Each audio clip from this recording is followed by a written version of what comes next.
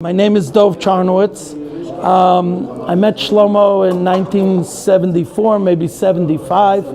I was in yeshiva. I was into the Beatles at the time, never listened to Jewish music.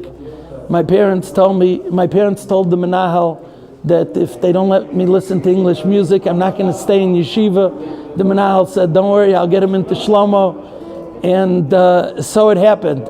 I met Shlomo by a concert in Chicago, where I grew up. I asked him when he's coming to St. Louis next. He came to St. Louis to give a concert. Of course, the yeshiva didn't let us go because it was mixed. I asked my Rebbe, Reb Mordechai Blumenfeld, who lives here in Eretz Yisrael, together with his twin brother, Reb Yisrael, known as the Mash. I asked him if we could have a kumzitz at his house after the concert. He said, I can't be the only Rebbe who does this. If you get me another Rebbe to come along, we'll have it. And so it happened. I got Rebbe Yitzchak Shifrin to come along, and we had a beautiful kumzitz. And since then, I kept up a relationship with Shlomo. I spent many years with him in the Friar Tuck Hotel. He used to go every year for Pesach and give a concert. At the time, Shlomo was getting probably about a quarter or half the amount of money as all the new upcoming singers like Mordechai Ben David and everybody else. And we used to have a kumzitz after the concert till maybe 4 o'clock in the morning. Or like my son, who lives in Baltimore today, tells people, my father was into Shlomo before it became stylish. I really only knew the yeshiva side of Shlomo up until about 10 years ago. Then I met more of the hippie olam. Yankel Shemesh came to our house, and my two worlds collided. And Baruch Hashem, the last 3 years I'm going to Moshav Moedin. I do have an original story for you.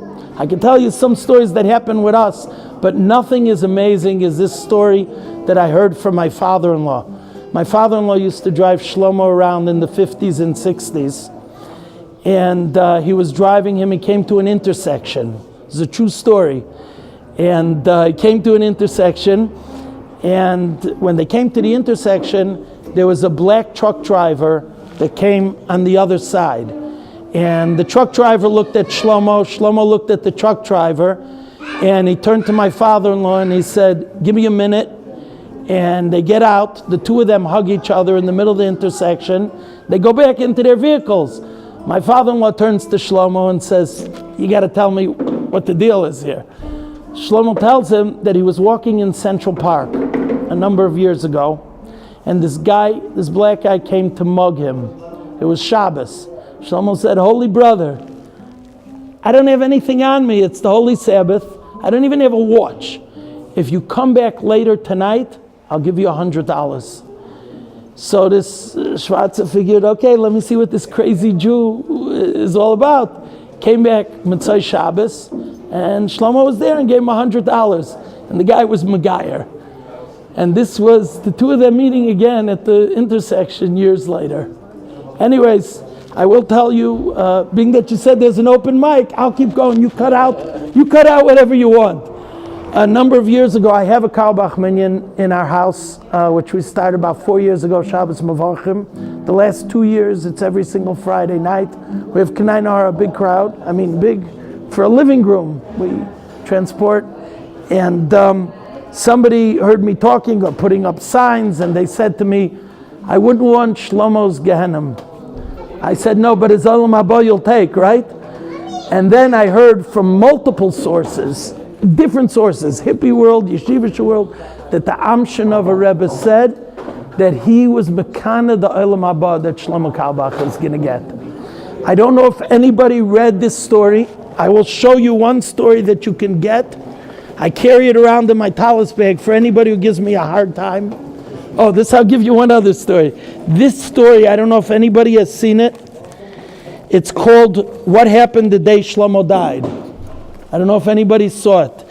It's in a book by Reb Chaim Dalfin. This story will blow you away. My older chavrusa in yeshiva was not a fan of Shlomo Carlebach. When he read this story, he said to me, there's nothing I can ever say negative again. if HaKadosh Baruch Hu opened up Shamayim on the day that Shlomo was nifter, there's nothing negative I could ever say. So if anybody wants, I have copies of it. I gave out all my copies already. This is the last original. If you want to see it, I got to catch up with davening. And this is also, this I have many copies, if anybody wants. They had a gallery. I went to daven Slichas in Manhattan by Yehuda Green Slichas, and they were having a gallery the next day, and I saw this article. It's an amazing article written by Nila, his wife, ex-wife. You never heard an ex-wife talk so positively about somebody.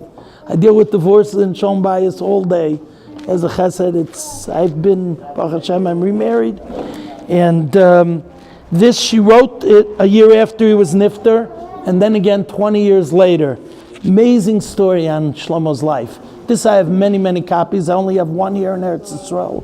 But I have one to keep. I'll leave you the last one before I leave if you want, because at home I have a case of them, and they sit out. We have all types of stuff when people come to the minyan to read.